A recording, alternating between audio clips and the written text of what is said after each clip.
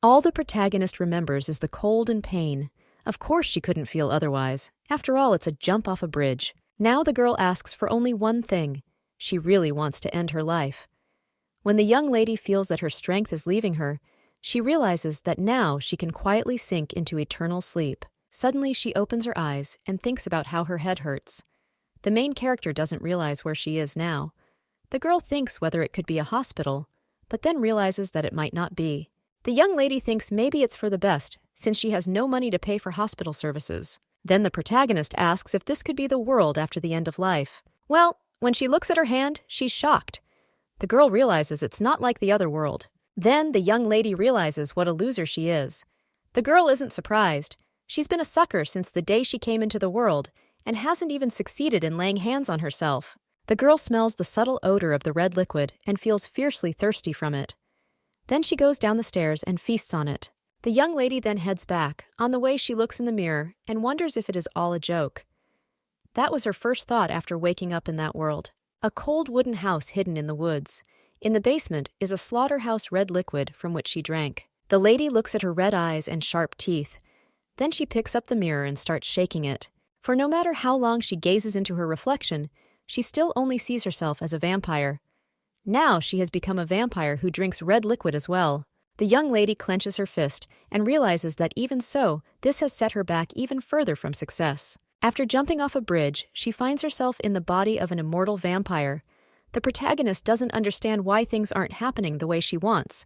She also questions whether she needs permission to end her life. The girl becomes enraged and cries out that she will surely fall into eternal sleep. Then she uses a variety of methods. Wounding herself with a silver knife turns out to hurt, but it heals quickly. Then the protagonist tries to eat garlic, but it turns out to be just delicious.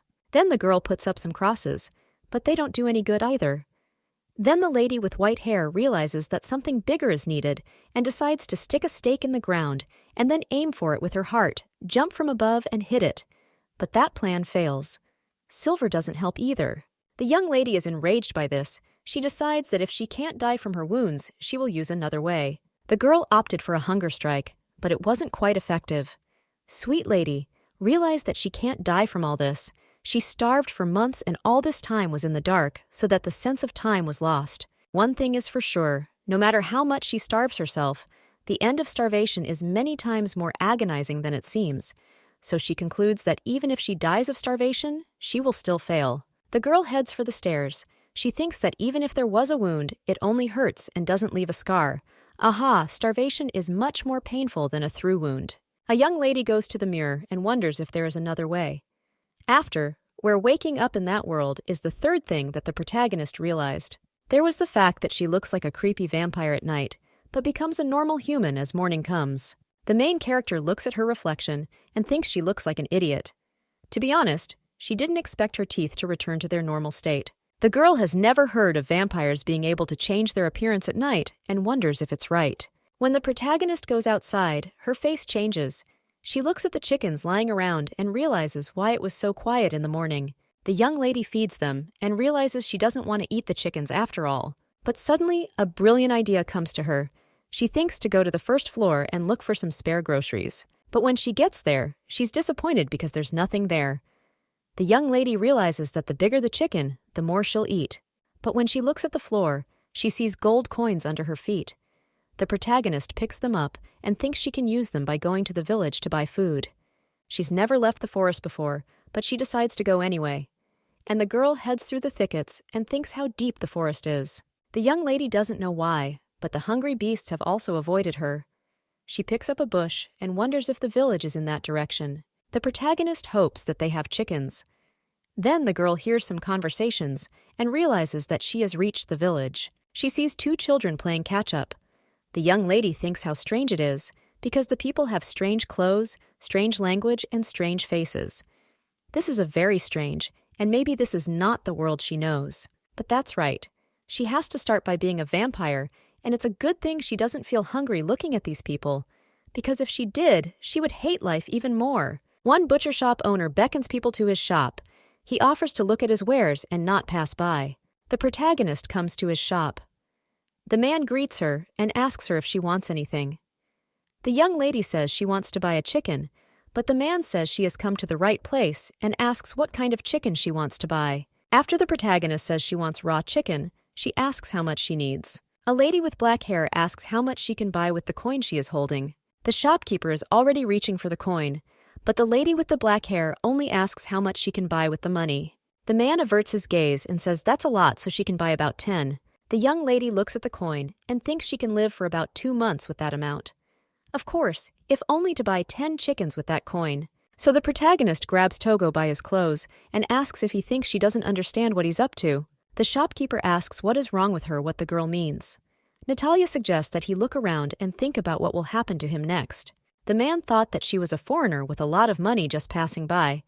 Well, he thinks that if he bumps it, everyone will know about it. So the guy bows and asks how can that be, because he was just kidding and he doesn't have change for that gold coin. The young lady looks at the gold of her hands and realizes that it is called a gold coin after all. She does not know the previous owner of this body, but she turns out to be very rich. Suddenly, the protagonist hears someone shriek. She wonders what happened there, all turns around, and the owner of the shop says that there seems to be some kind of commotion. When the protagonist turns around, who sees a young man sitting on the floor, he says that even if he paid at the same moment, it would be exactly the same. But the machine in front of him cries out that even if it was 1 or 2 payments, he still can't get up anymore. The young man rustles a sigh and says that was the last place he could borrow. The butcher shop owner asks if it's Jack again, but the guy just asks who he is and if he can lend some money, because he will definitely pay it all back.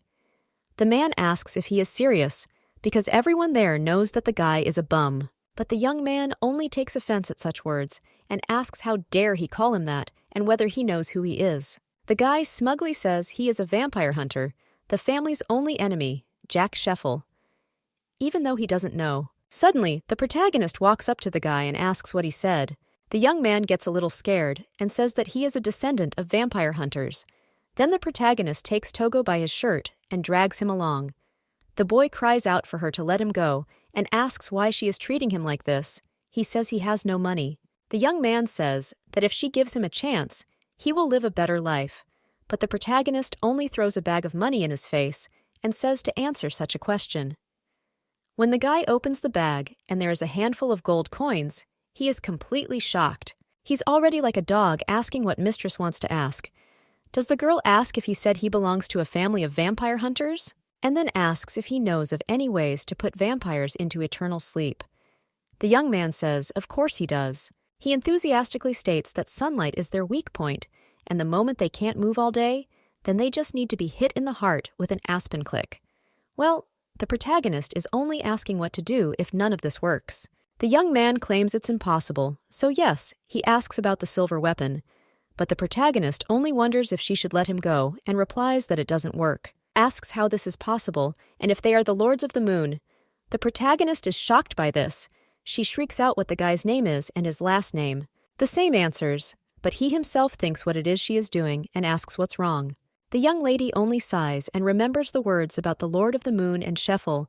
The girl wonders if this guy could be who she thinks he is. After all, that's the last name of the main character from the short story she read. The Hunter and the Saint is a romance novel about a vampire hunter and a saint.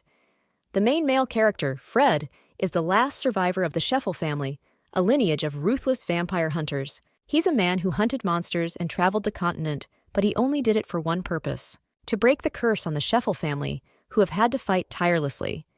The family's longtime enemy who keeps getting in his way is the worst vampire in history. It is the Moon and the Moon Lord. To break the curse, Fred tried to defeat the Moon Lord, but was defeated and seriously injured. The heroine Cynthia so saved him. After the defeat performed getting to the temple in the process of healing Fred, Cynthia awakens him as a saint, and the two decide to join forces. The protagonist was so excited to see the cold image of the main character changed. Even so, she doesn't understand why she became the villain in this novel. She is a vampire, constantly changing her appearance. Silver weapons and stakes are useless. But not only that, there's something strange going on. If the girl is really the mistress of the moon, she has many different powers. Sure, she has very powerful powers. She can even summon darkness and control it or hide in the shadows. The young lady realizes that this is why the one is the final boss in the novella. Well, she feels lucky anyway. In the novella, Fred and Cynthia overcome all odds and ultimately defeat Luna. But there is a problem.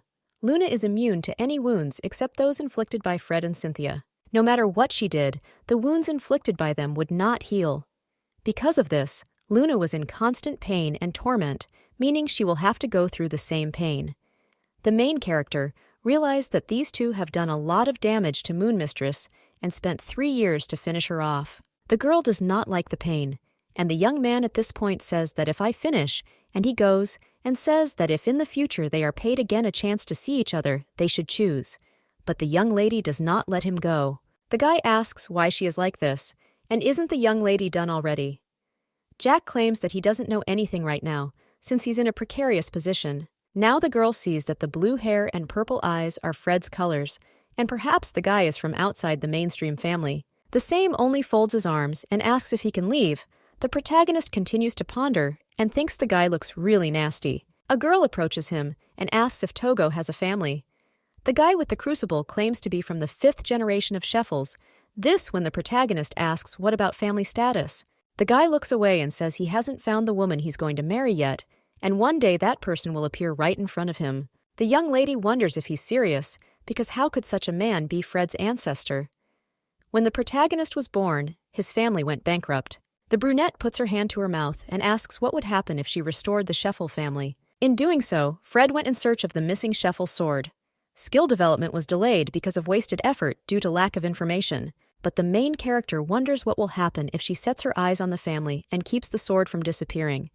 Then Fred won't have to work hard, he'll just have to keep growing. Then, he would have the ability to finish off a Moonlord with a single blow and take care of the family for generations, even if it's crazy for everyone else. The young lady has plenty of time and money, and to pull it all off, she turns to Jack first. The guy responds, and the young lady says that first of all, he needs to change his thinking.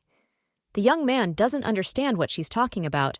Well, that's how a long-term project called Raising the Sheffel Family started. After that, the man asks if she said she would only give him 1 gold coin and if it's okay if he takes them all, but the young lady says it's okay, and he has to pay off his debts first. The guy asks how he can repay her, and the protagonist wonders what he wants to repay, because so far it is only a waste of time. But that guy immediately spent all the wasted capital in the casino, drank a cup of wine, and lay on the ground. So the protagonist now realizes that this is the last resort. The guy says it's so early in the morning and so cold, and then asks where the girl is eventually taking him, whereupon he stumbles upon a skull, and when he turns around, he sees a huge monster. The main character thinks that for a scumbag like him, a fight is the best option, because who knows if the Sheffel family's skills will finally wake up. But the boy only climbs the higher up the tree and screams. The main character says it was expected, and the young man asks her to save him. The young lady thinks that it is only the first day, and he is already tired. After that, she started training him every day. She realizes that if he wants to fall into eternal sleep, she will save him and then throw him back to the monsters. After a year passed, the guy gradually improved, and after a time, Jack became a worthy hunter. She vampires. In his last moment, Jack spoke his last words about he doesn't know why, but the young lady has helped him a lot. He reaches out and asks to help his daughter too. Jack's descendant is his daughter, Maren Sheffel. She is so smart and honest, it's hard to believe she is his daughter. Maren was a ruthless monster hunter. Turning vampire hunting into a business, she recruited mercenaries and organized a stable support for the Sheffel family. After Maren's life ended, Luna secretly supported the Sheffel family, so her identity would not be revealed to future generations. Fortunately, many generations of Sheffel family were very talented, so she didn't need to interfere. Their family was given a title of nobility and acquired wealth and power. The Sheffel sword, Nihil, was created around this time.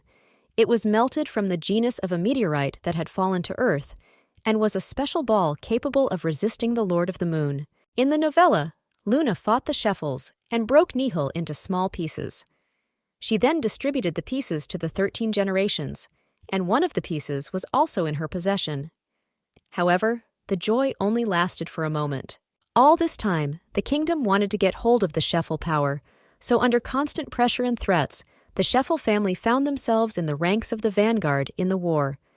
Those who bore the name Sheffel were plunged into eternal slumber one by one by one. The protagonist realizes that this is not good, and if it continues like this, everything she has worked for over 200 years will no longer work, so she can't leave it like this. The girl showed up for the war and finished off the general with one blow of her scythe, so the military decided to retreat. The hard war ended with this intervention, and the Scheffel family came to the attention of the Duke family because of their tremendous contribution to the conduct of the war. All the while, Luna's memories and feelings kept fading, and eventually she lost the memories of her past, the contents of the novella only recorded in books. However, although the longing to sink into eternal sleep was fading, it never disappeared. Since then, time has continuously moved forward, and the long-awaited moment has arrived in the Scheffel family with the birth of a son. His father said child that would be fulfilled.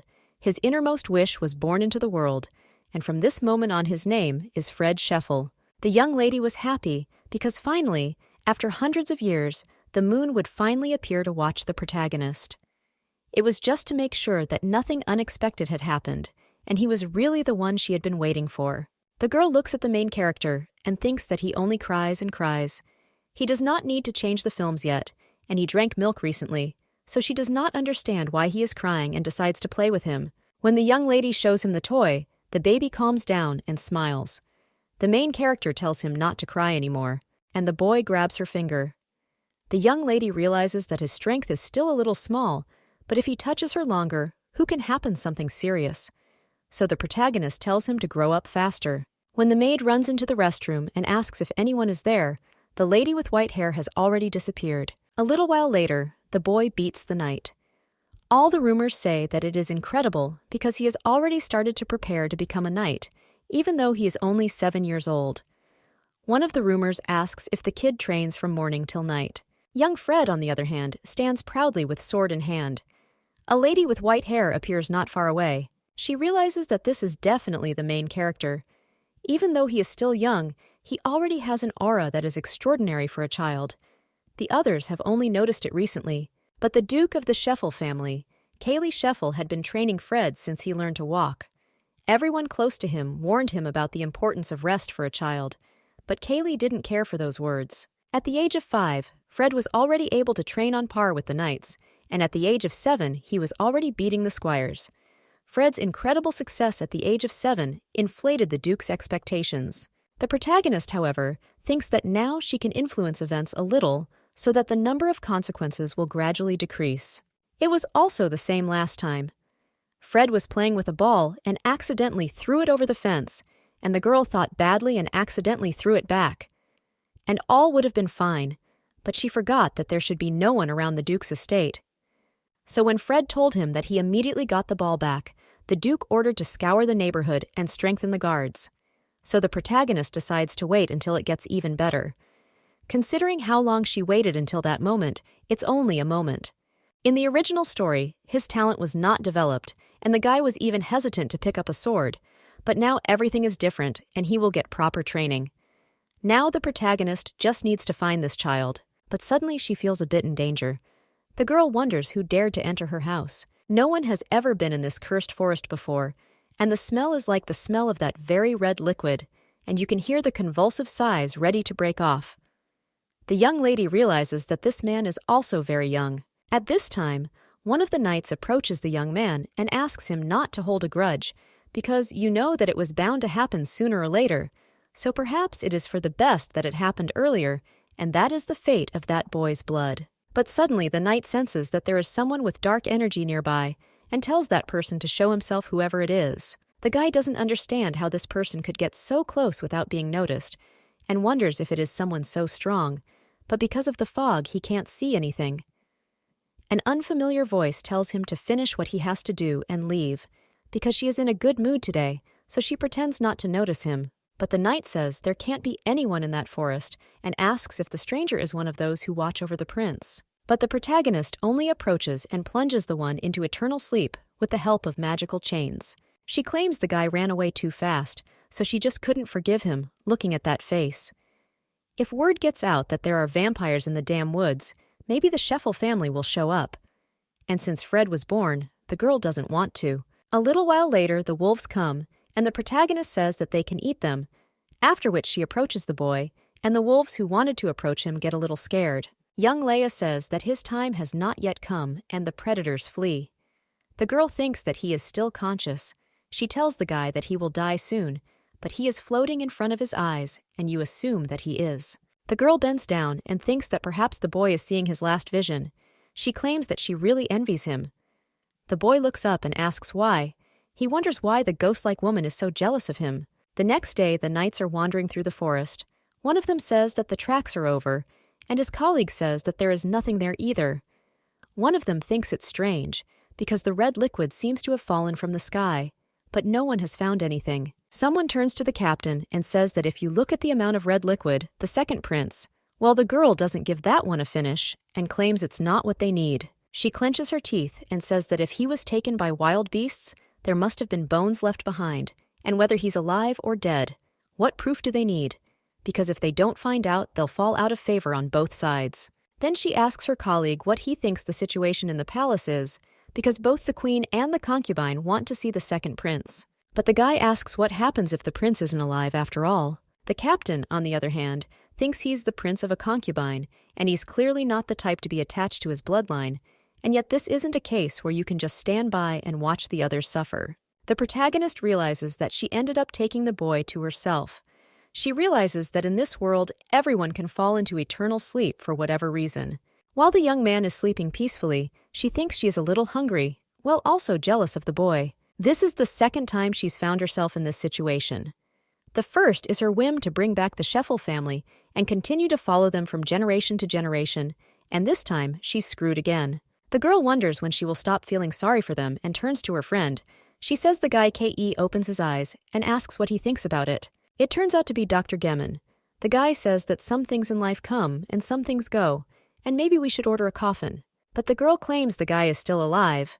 Then the doctor jumps up and says to let him look at him. He removes his hairpin and says that judging by the situation, the young man should be thoroughly examined. He takes the boy and tells him not to bother him anytime soon, but the protagonist says he doesn't need to examine anything there and tells his friend to stand, but he just says he wants to fix him.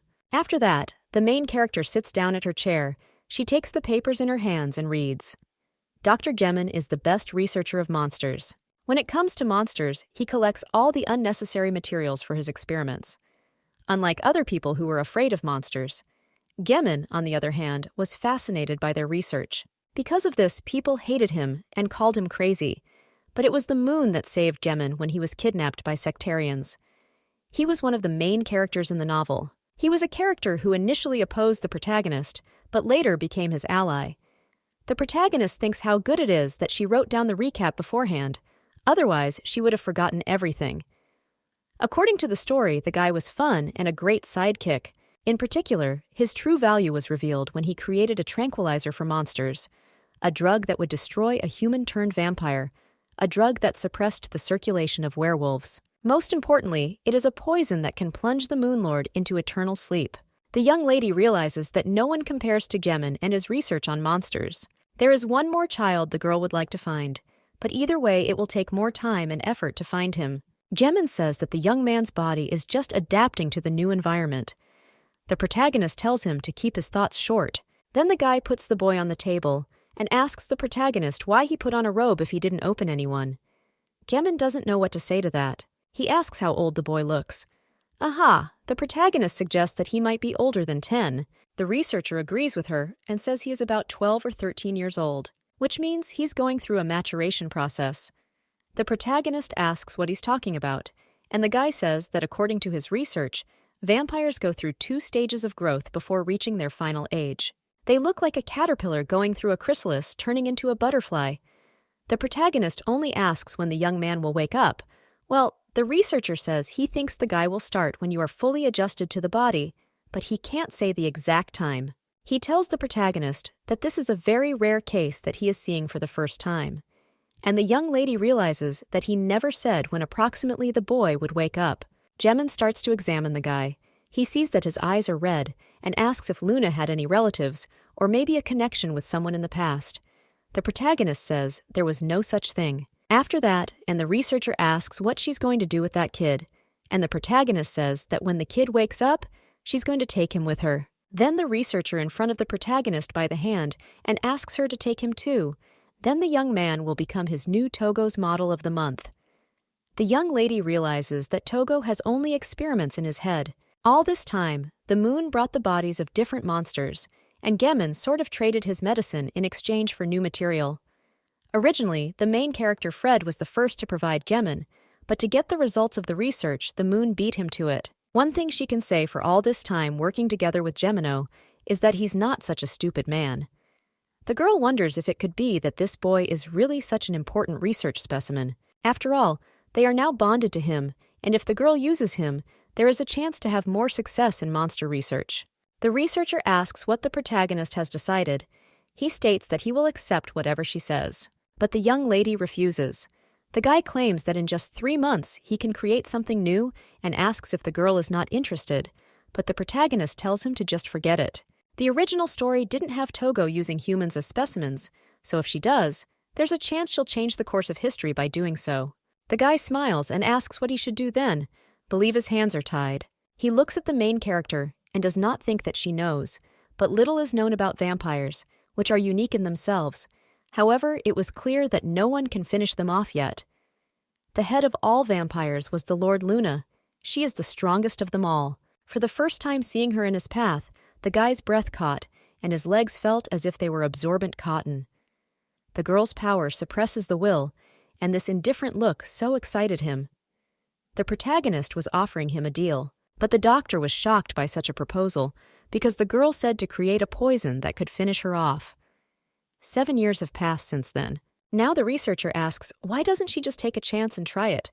Well, the protagonist says it's because she's not interested. Then the guy asks what she's missing, because if the girl wants power and money, she'll just get it. The young lady gets a little angry at this and asks what he means by that. But the young man only continues and says that he simply does not understand why she wants to sink into eternal sleep. At the same moment, the young lady uses her powers on him. He feels this pain, but realizes that the girl has not changed at all. The main character looks at him with a cold stare and says that if he wasn't Gemin, she would have finished him off long ago. The guy realizes that the young lady is a real monster, and she has the same look without any emotion. He apologizes with a smile on his face, while he thinks to himself that a lot has changed in these 7 years together. One thing he has realized, however, is that this lady won't put him into eternal sleep until he creates the poison that will finish her off. The protagonist tells the boy not to dare to provoke her anymore, because he will make it worse for himself. She realizes that the boy feels this pain. The guy realizes that Luna noticed that he did it on purpose and claims that he understood everything. Now the girl looks at the young boy. She realizes that 3 years have passed since then. Gemin said that the boy wouldn't wake up soon, but she didn't think it would take so long. Come to think of it, Fred is also about 10 years old at this point and halfway to adulthood. 3 years ago, he showed everyone that he is a very special child and must be even stronger now, so the main character should visit him more often now. At this time in the mansion, the father asks his son to come out and says he brought his favorite cake. He also claims his heart is breaking and asks Fred to come out and show himself for just a little while. The protagonist appears from behind at this point. She wonders what the hell is going on there. The girl has come to check on Fred, and there's a hell of a thing going on. The young lady wonders what could have happened there after 3 years that the main character locked himself in his room. The Hunter and the Saint is a love novel of the fantasy genre, the story of 2 lovers who destroy the Lord of the Moon. But in order for this to happen, the main characters first need to meet. The girl has waited hundreds of years for this to happen. She realizes that there's nothing she can do. She has to intervene. A little while later, the butler is already explaining the estate to the young lady. He claims that the statue standing near the entrance was a gift from the Supreme Master of the Great Temple of Gyewa, and the low black obsidian was made after the motif of Nihil, which has been passed down from generation to generation. It is said that for the blessing of the Holy Spirit, this ball can defeat any monster. After that, the guy shows the Knights of Light to the protagonist and thinks that he tells so well about his family and thinks whether these Knights of Saint from the family Scheffel. And after all, they do not even suspect that their arch-enemies in Iraq are right in front of them. After which the protagonist comes to the garden and meets one man, she realizes that it is Fred's father. The same is greeted with the protagonist. The young lady claims she's glad to meet her, and Hirsch says he got her letter of recommendation and asks if she likes it there. The young lady replies that she does. Then the guy says he's heard she has a connection to the Hernan family. The girl claims she used to tutor Lord Hernan's children. The Duke then says that he is sorry he only found out about this lady now. The main character states that the Duke's family keeps many secrets, so not everyone knows her. The House of Hernan is a prestigious family and favorites of the Emperor, although the history of their existence was short, but because of their secret activities about them, know not much rumors that they sold their souls to the devil for a life of luxury.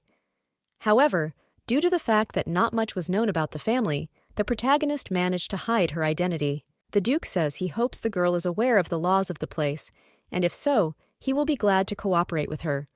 The man asks if she agrees, for if so, he will be glad to cooperate with her. After that, he snickers a little and says he's sure the girl already knows about the rumors about his son Fred. The protagonist claims to know a little about it, and the Duke asks what exactly she heard. The young lady says that rumors of a serious illness have reached her. Brunet states that if it can be considered an illness, then the boy is indeed sick. He then knocks on his son's door and asks if he is awake, and then claims that a new teacher has come to visit him. But the boy says he needs a teacher. The father asks Fred to listen, and the protagonist thinks the boy's voice says he's fine now. She's glad he's making some kind of contact with people. The girl approaches the door and asks the young man to let them at least come in. The brunette asks if she's ready and warns that several people have already gotten hurt because of his son. The protagonist says it's okay, and then apologizing for the intrusion and entering the room, she approaches the protagonist and greets him. The girl claims her name is Lunier, and she is his teacher from today. The young man only says no, but the protagonist continues and states that today she will study with him every day. They will learn to read and write together. But the guy just throws a book at her and yells at her to get away, and the girl grabs it. She asks the young man what kind of book it is and if he has read it. The protagonist wonders if she had to make a lot of effort to get there, because she had waited so long for the guy to finish her off. Now the young man is apologizing. The protagonist approaches him and asks if he has decided to talk after all. But the boy cries out for her to go away and get away from him, or he might get hurt. The young lady just asks if he's worried about her and thinks what a cute boy he is. She tries to stroke the guy's head, but he immediately wrestles her hand away and shrieks for her to leave. He quickly turns around and tells her to stay away from him, for he has no control over his power. But the protagonist only puts her hand on his head once more. The young man asks if it hurts, because he has hit her on the arm. But the young lady only shows him her hand. She thinks it's a little tingling, but it doesn't hurt much either. The guy claims that many people came to him. They were adults and children. He certainly didn't want to hurt them, but his power is uncontrollable. Now the protagonist understands. If the boy hits regular people, that will probably break their bone, and there is too much power inside that 10-year-old. The guy claims to be a monster, but the young lady claims that is not true at all. Then the guy says that his mom kept telling him that he would be the one to plunge the monsters into eternal sleep, but he becomes a monster himself. A little while ago, one of the servants grabbed him by the arm and shouted for the gentleman to stop, then asked him why he was acting like that and asked him to stop. The Duke runs into the room and asks me if they are being too rough on him, but the man says there is no other choice. The boy loses his temper and cries out not to touch him. He also hurts the servant's hand on purpose. Then he realizes what he's done. He looks at his father, and the thought creeps into his head that if it wasn't for him, none of this would have happened. The main character again strokes his head and tells him to just not drive her away, because everyone goes through this, and you just have to accept it. Then it will go away on its own. The young lady claims to be a teacher and asks if adults always tell him to obey his teachers, but if he doesn't like something, he should just do as he pleases. The boy smiles sincerely and agrees. At the same time, the protagonist remembers that all the children of the Scheffel family were born with a curse. Ironically, the Scheffel family had to fight monsters for the rest of their lives, but through their strength, the family rose to the title of Duke. Despite individual differences, every member of the Scheffel family was endowed with talent beyond that of ordinary people, but Fred was different. He had a special talent, because usually the children of the Scheffel family discovered their gift in their teens, but Fred's abilities were awakened much earlier than they should have been. That was what made him different. The young lady realizes that this is a big problem for her now, because the young man still can't handle his power, much less control it. She feels that the effect has only gotten stronger with age, so she goes to Fred's door and announces her arrival. But when she opens the door, a chair comes flying at her. The protagonist grabs it. The guy immediately apologizes, but the young lady claims that he has nothing to apologize for. However, the guy says that she almost got hurt because of him. The young lady comes up to him and strokes him again. She says everything is fine, and she thinks that when a human foot enters his territory, he involuntarily defends himself, and it's like the instincts of a beast. If you think about it, the Scheffel family lineage has some similarities to monsters. The girl keeps stroking the boy and thinks maybe Summer because she is a monster, but still monsters don't protect the people close to him, and a 10-year-old has survived such a strong force alone. The young lady realizes that there is nothing to feel sorry for him now. Trying to avoid intervention will only make things worse, but once Fred's body is restored, she must carry out her plan and die at his hands. The young lady decides that if she is to interfere in his destiny, she will teach the boy how to control his power. For starters, she tells the young man that they should clean up. The guy asks why they do it, and the protagonist tells him to look that the floor is full of glass shards, but the young man says that they are not in the way. Then the main character says that if he suddenly hurts his leg or arm, he won't be able to play ball anymore. The boy is all excited and asks if they are going to play ball. The main character says that they will, but only after they have cleaned up. When the young lady removes the curtains, the room is flooded with bright light. The main character says that the weather is nice, and after that they continue playing cleaning. When the boys finish, they start playing with the ball. But the man bursts almost immediately. The girl realizes that he is trying to control his powers somehow. The young man apologizes, but the protagonist immediately tells the man that there is no need to apologize. She realizes that Fred's strength has surpassed her expectations, and now she has to find a very strong ball. The protagonist doesn't quite like the method she just thought of, but it can't be helped now. The girl walks up to the mansion and thinks that, to be honest, she didn't really want to go there. A guy with red hair comes out to her and asks her what's wrong and if the young lady has a job. Luna realizes that he came. She says how unexpected it is because she didn't think the guy himself would come out to meet her. This guy is Count Hernan. The girl asks how she knew that she was going to come.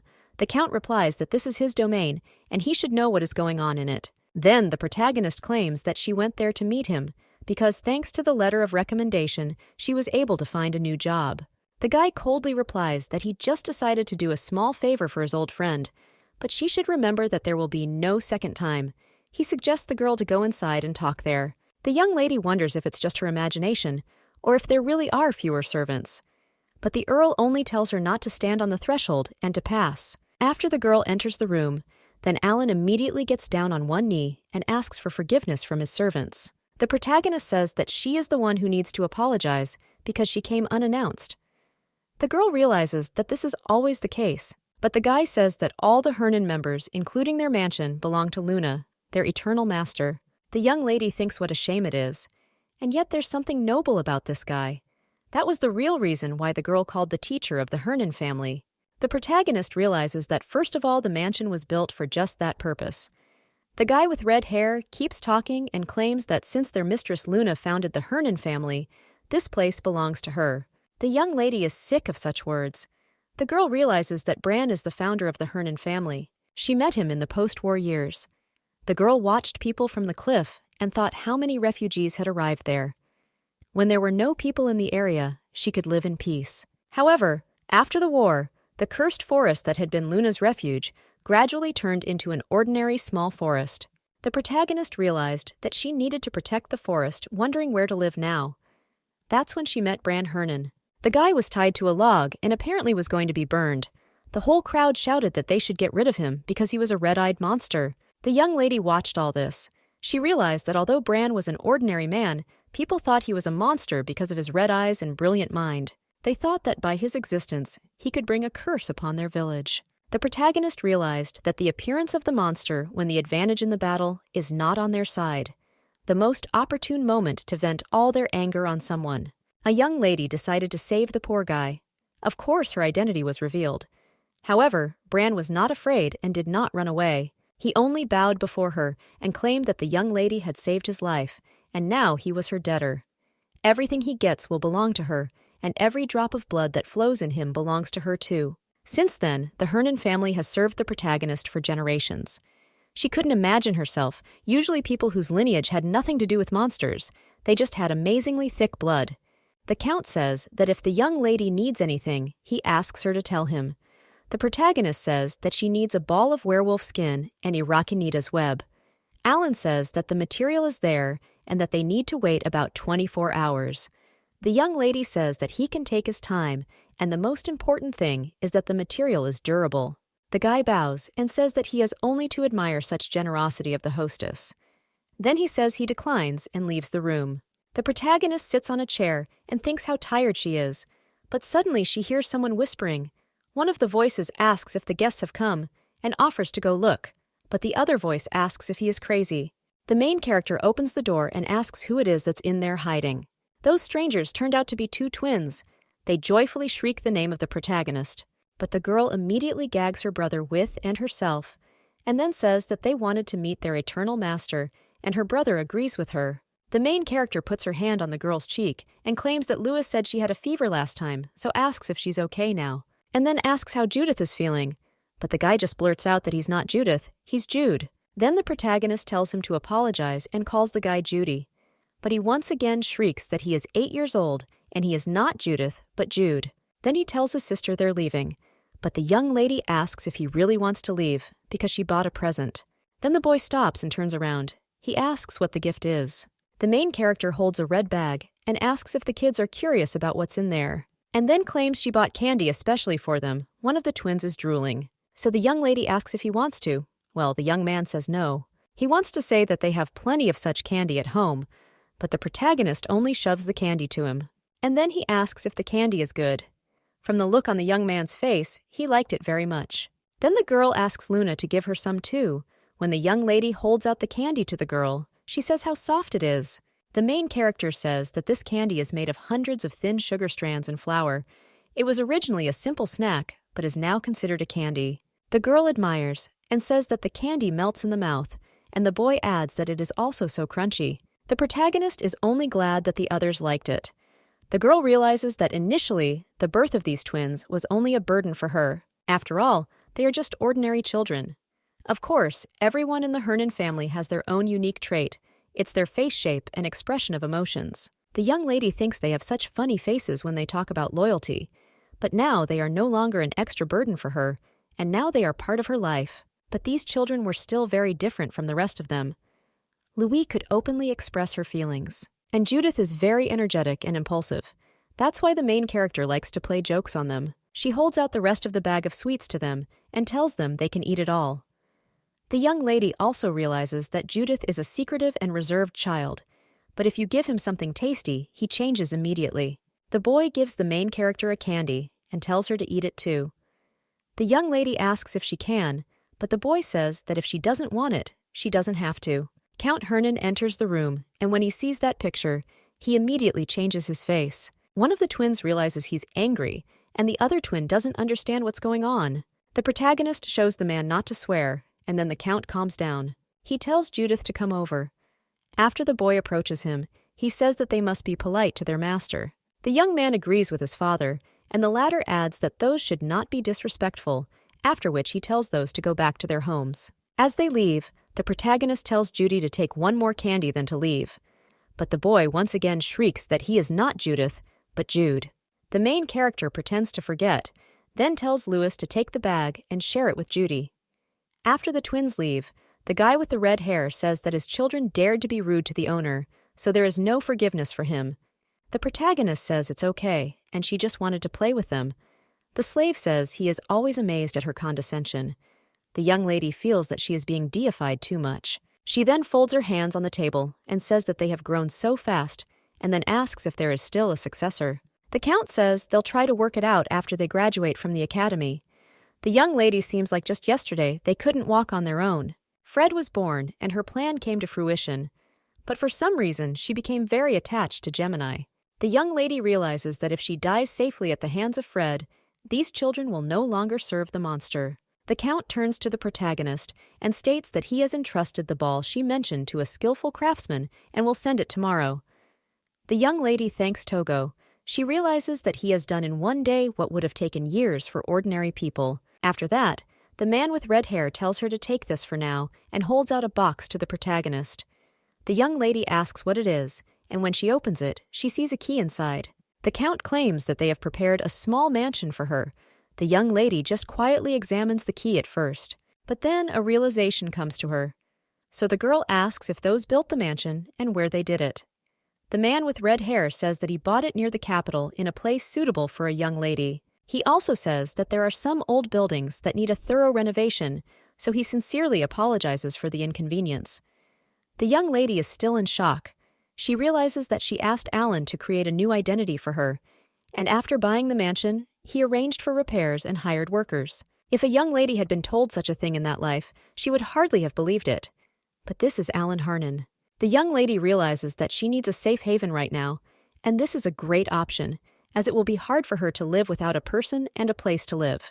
The guy with red hair claims that they will move the luggage that the girl left in the woods and provide a wagon. The protagonist says that it is not worth it, because now it is her problem, and she realizes that there is something else. One little problem. That problem is the very boy with the blonde hair. The young lady thinks maybe she should just leave him in the woods, but the man with red hair says he will send the wagon into the woods and asks the young lady to make a sensible choice.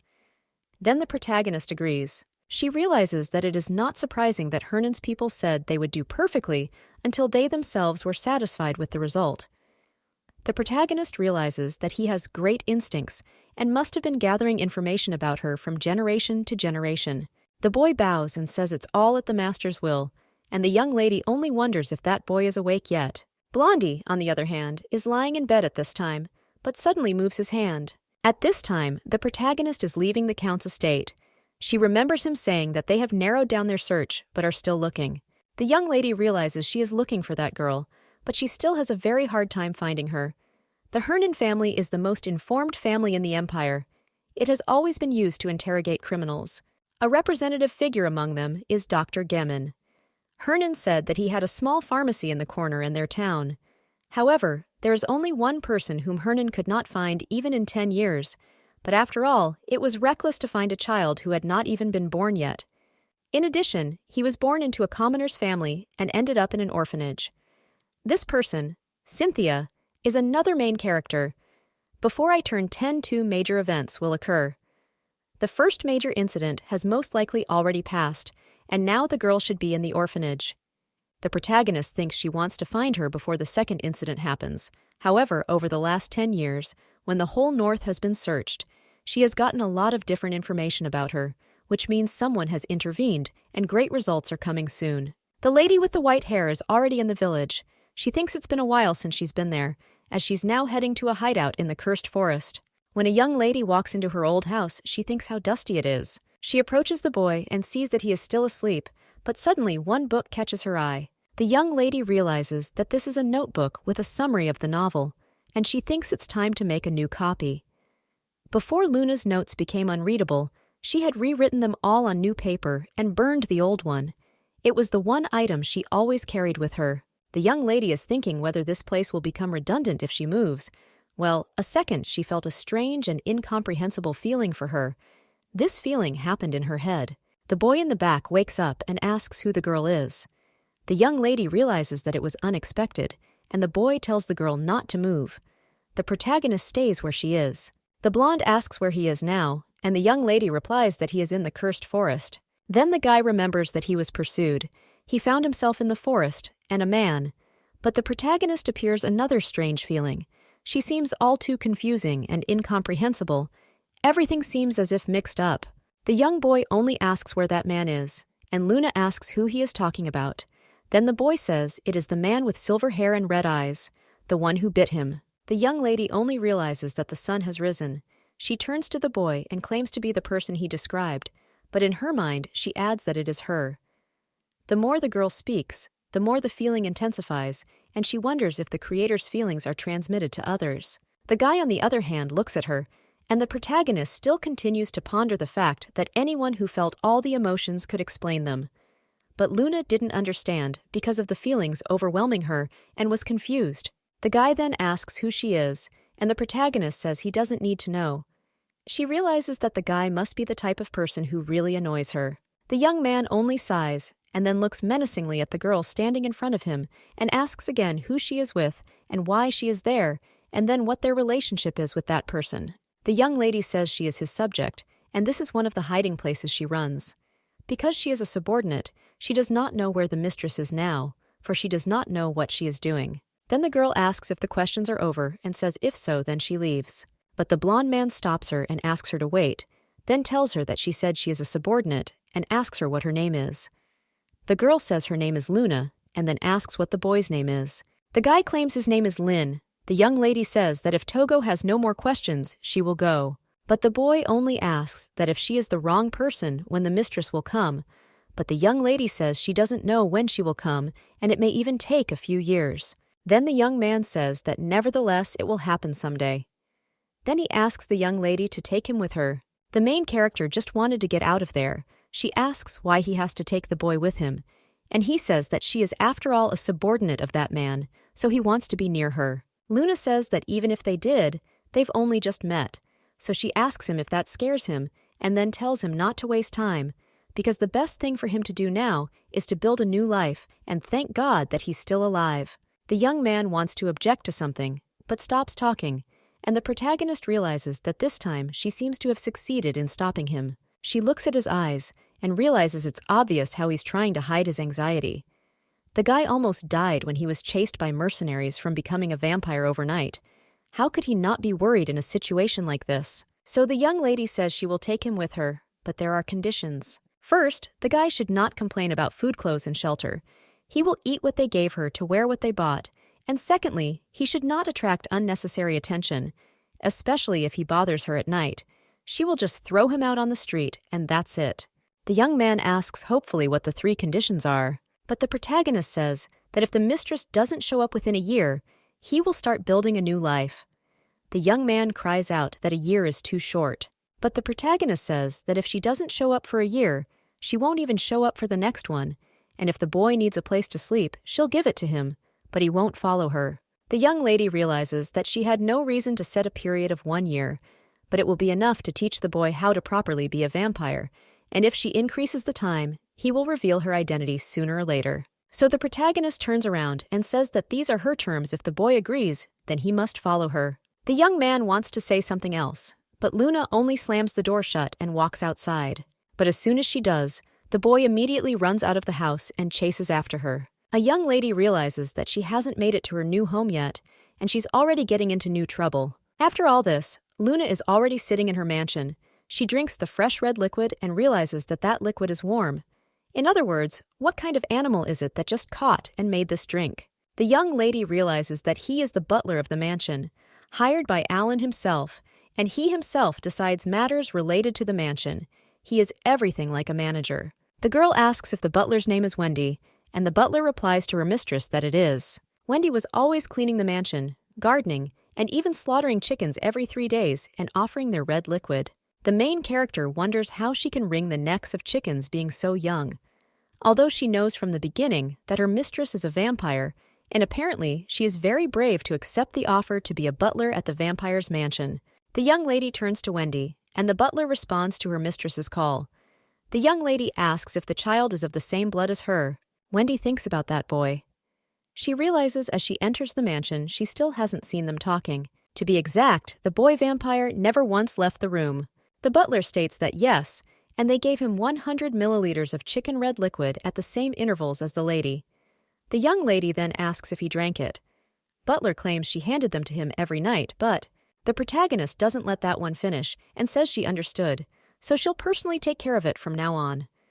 Wendy apologizes, but Luna tells her not to do it, because the boy they have is a bit of a temper. The butler, however, is a little nervous. She realizes that the mistress herself decided to take care of it, but it is her duty to deliver the food.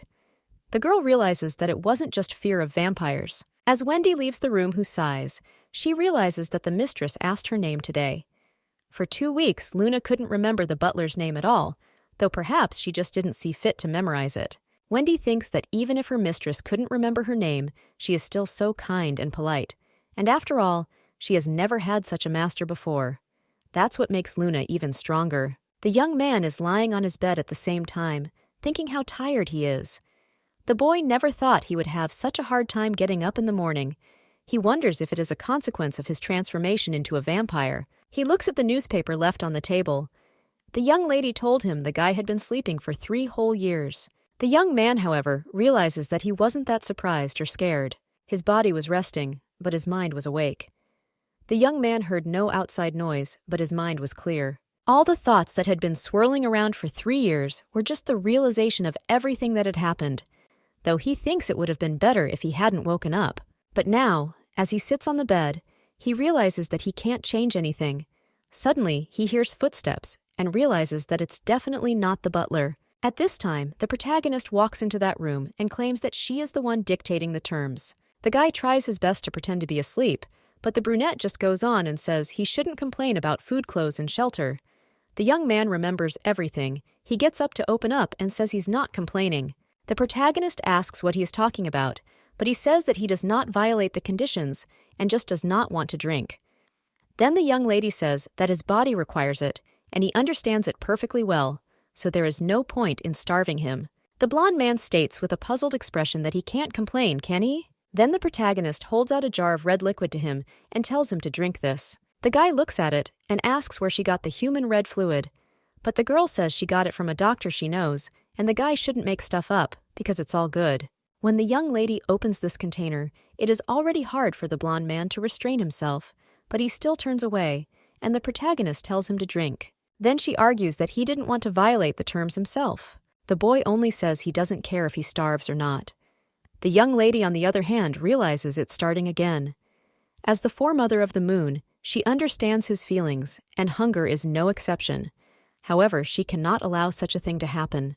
The girl realizes that even if he tries to ignore it, she is very annoyed, because the boy has not drunk the red liquid for 3 whole gads, and she knows that he feels very thirsty. The reason he refuses to eat is because he wants to end his life. When the boy hears her say that, he claims it's not true. But the girl says that even though he knows that vampires are vulnerable to sunlight, he left the curtains wide open, and a normal vampire wouldn't let that happen. She approaches the boy and says that he probably thinks that if he stops eating, he will starve to death. The girl grabs his face and asks him if he thinks she cares about him now.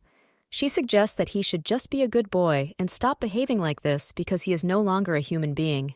No matter how hungry a young man is, he will not die. Even if he does not eat for a month, he will not fall into eternal sleep, but will only become exhausted. And soon after that, after a year, he will go out hunting and lose control of himself. The blonde only pushes her hand away and asks how she knows so much if she is human. But the young lady has been through it herself. She tells the boy that even people who starve for a week will not die, and claims that he will only make himself worse, will suffer, but will not fall into eternal sleep, so he should not be stupid and finally drink the liquid. The protagonist looks at it after she's fed the whole booklet.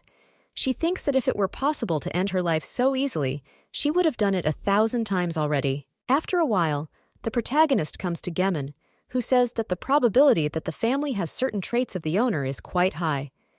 The lady with the white hair asks if it's true. Then the researcher jumps in and says that yes, and it's quite interesting, and then asks the protagonist what she thinks the difference is. The young lady realizes that it was for nothing that she just said that, and now she will hardly be able to turn away and not blabber too much. She decides to change the subject and says that the branch has been roughly cut, but will it be enough? The guy looks at the twig and says that of course not. He also states that he never thought he would see the raw branches of the divine tree at all. The protagonist doesn't understand why he is surprised, because it looks like an ordinary branch. Then she asks if the branch will be useful for further research, and the guy asks if the divine tree is not grown by the royal family. This artifact was given the special name of Divine Tree. Demon Wolf Spirit is a demonic spirit possessed by a werewolf leader. This monster lives in the lair of the heavenly dragon. There were once 13 magi in the world. The main character says it's been 10 years since then and asks where they are now. The researcher answers that 3 of them have found their place, and the rest have scattered all over the world. The forest was full of rare medicinal herbs, and there were rumors that you could get rich if you got out of the forest alive. But thousands of people died chasing money because not everyone is destined to pass through the forest. Even mercenaries and nobles could not return. The only tree that has remained since then is isolated and grows by the royal family. Divine wood is a very rare material, and even a small crust from it is worth a fortune. The guy claims that that is why it is dangerous to go to that forest, because people who get there get lost and eventually just die. The young lady realizes that the forest is cursed, and Gemin asks to be allowed to show something interesting. He points his hand to the matches and says that only after losing a lot of people everyone realized that the forest is really dangerous. Everyone wanted to get into it and return, but no one was able to do so, and then one local lord came up with a trick. The guy lights a match, and the protagonist claims that he seems to want to burn her. The explorer points the fire at the branch. He says the forest was pretty good, and eventually the royal family hired a man who gathered men and dutifully cut down the forest. All the trees that were cut down were processed and sold for an incredibly high price, and the price was a life. Luna says what a waste. And then the explorer remembers something and says that she didn't tell about that family. He asks what their dynasty is. The protagonist says that honestly, the young man is just like her and seems to have a bad tolerance for the red liquid of animals, because he has only drunk such already human liquid once. The researcher says that he is glad that the liquid he gave her was useful. The young lady, however, goes on and says that she constantly has to pull him away from the sun so that he doesn't get burned, because the guy doesn't watch himself at all, and sometimes she has to wake him up herself. Then, after drinking a bunch of red liquid, the guy fell asleep. And at this moment, Luna was more annoyed than usual. The girl realized that it was happening again. For the past few hundred years, Luna's heart had been as calm as the smoothness of a lake, and only occasionally she worried about Scheffel. Though Luna's attitude was quite friendly, she had never had one like this before. The lady with the white hair thinks she should have just left that guy to sink into a maimed sleep. It would have been a quick and convenient demise for him. After all, her target is a guy and a girl, and there was no connection between the blonde and them, so there was no reason to save him either. Even though the guy looks just like her, there are still differences. The young lady thinks how annoying it is. He is lying so carefree in the sunlight and about to fall into eternal sleep from hunger. He seems to the young lady too much like her old self, and that makes her very angry. Luna was furious. Now the researcher is saying that vampires like to create offspring for themselves. There is nothing special in the fact that her follower is completely similar to her, but he can also be the opposite of the complete opposite, because the girl shared with him only a part of her power. The young lady jumps up and asks what it means if the host feels the same as his follower. Gammon and is a little surprised by this. And the protagonist claims that when the boy panics, it affects her as a mental link. But the researcher says that's impossible. He reaches for one of the drugs. Aha, the protagonist all ask what if he feels what she's worried about. But the guy only asks if it means that she considers him part of her family, and claim that everything is simple because they are perfectly matched to each other as host and host. Sometimes these feelings get stronger, and sometimes they get weaker. The main character asks if the guy feels the same way she does. Gammon says it will eventually, but it's too early for him. He is not sure, though, because the research has not been completed. He then turns to the main character and asks to see it. He says he finally found the thing. After which, he holds out a vial of purple liquid to the young lady, exploring if she would like to drink the poison. The protagonist asks a little incredulously if it's poison, and Gammon says that even though it's just a prototype, it should work. He also states that even if it doesn't work out, he will know its effect and reaction, but the young lady only asks if she will be hurt. The researcher says he thinks it will be, since it is a poison after all. The protagonist realizes that when Fred and Cynthia couldn't finish her off, she suggested that the doctor create the poison. But it was hardly used in the original, because Cynthia didn't use it because she wanted to defeat Luna with her own powers. The young lady doesn't know if the poison will work, but Luna turned to Gammon because she wanted to end her life. The girl realizes that hope dies last, and even if there is no chance of success at all, she reaches out to the doctor and tells him to give her poison. The guy smiles and puts the poison in her hand. He tells the girl to drink it right now. Then the protagonist drinks every last drop, and at the same moment she feels very bad, and red liquid flows from her mouth. The young lady thinks how painful it is, and she just can't stand it, but immediately changes her mind and smiles, because what she has been waiting for so long is close. But the protagonist only rolls on the ground. The explorer pulls out his stockpile and says that only 1 minute has passed, and that's too short. The young lady only hears someone's voice and does not realize who it is. At the same time, the doctor once again states that 1 minute or so is not enough, and he should do more next time. The lady with white hair comes up and asks what the man said, but the researcher only asks what she means. The young lady claims that the one said no, but the guy just asks if she's hallucinating, and apparently that's another symptom. The protagonist realizes she's imagining things, but she wonders if it was really a hallucination, because the voice was louder than it is now. It felt like someone whispered in her ear. It was an all too familiar voice and not a pleasant feeling. The next day she knocks on Fred's room. He tells her to come in, and the young lady realizes that at least now it's not as rude as before. A girl peeks into the room and asks Fred how he's doing. A boy sits on the floor with a book and greets his teacher. The young lady comes up to him and asks if he is reading the book, but the boy replies that he is, and his father told him to read it all before dinner. The young lady is surprised because he has talked to his father, but the boy only claims that he was handed the book through the door and a note was put in it. The protagonist realizes that even with Benjamin he has not seen face to face, and apparently he does not want to harm the family. Then the young lady turns to the boy and asks him what he is reading. The young man replies that he is reading a book about monsters. Luna picks up that book and opens it. On the first page, she sees, it says, Heracnida is a monster shaped like a giant spider and is used for trapping and hunting. The young lady realizes that the book contains all the weaknesses of different monsters, but then she turns the page and sees the Lord of the Moon. It says it's supposedly a vampire, a woman with silver hair and red eyes. There's a suggestion that she's wielding a ball or a slash. Luna thinks it's all so weirdly spelled out. It seems this picture book was written by Scheffel himself for his own personal use. After all, only the Scheffel family has seen the Master of the Moon in a long time. The young lady wonders if she hasn't seen the Scheffel family in 100 years, but honestly she can't remember. The story that the curse can only be broken by defeating the cold has been passed down from generation to generation in the Scheffel family, from generation to generation, so that their existence is not forgotten. The young lady slams the book shut and realizes that it's really all just an excuse, and she just wants to end this boring life, so she has to try harder, because even the strongest people won't be able to finish her off now. She hands the book back to the boy and realizes that now. Only this child will be able to plunge her into an eternal sleep. The young man, however, says with a smile on his face that he has already studied all the monsters, and now he wants to play ball. When they pick up the ball, the main character asks if he's ready to have some good fun, and the boy asks how it is. The young lady throws him a ball and says that he is good today, because ordinary people could hardly throw this ball safely.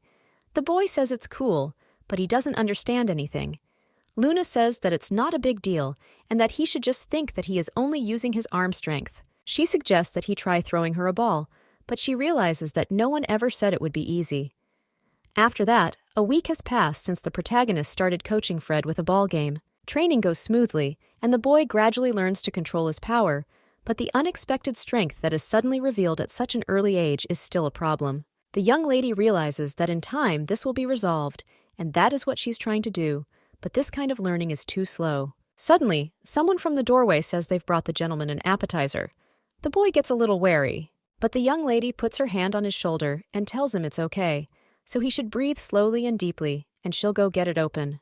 The young lady opens and sees a servant there. The same one claims to have brought them a snack. The protagonist is a little surprised, and the servant claims he wants to bring and lay everything out himself. The young lady claims that the master still doesn't want to meet people. Well, the guy claims he's been serving the gentleman for over 3 years and he'll get used to him. But the young lady tells him to just give it to her. The servant gets angry and says he will only give in to the teacher today, but next time he will go in himself.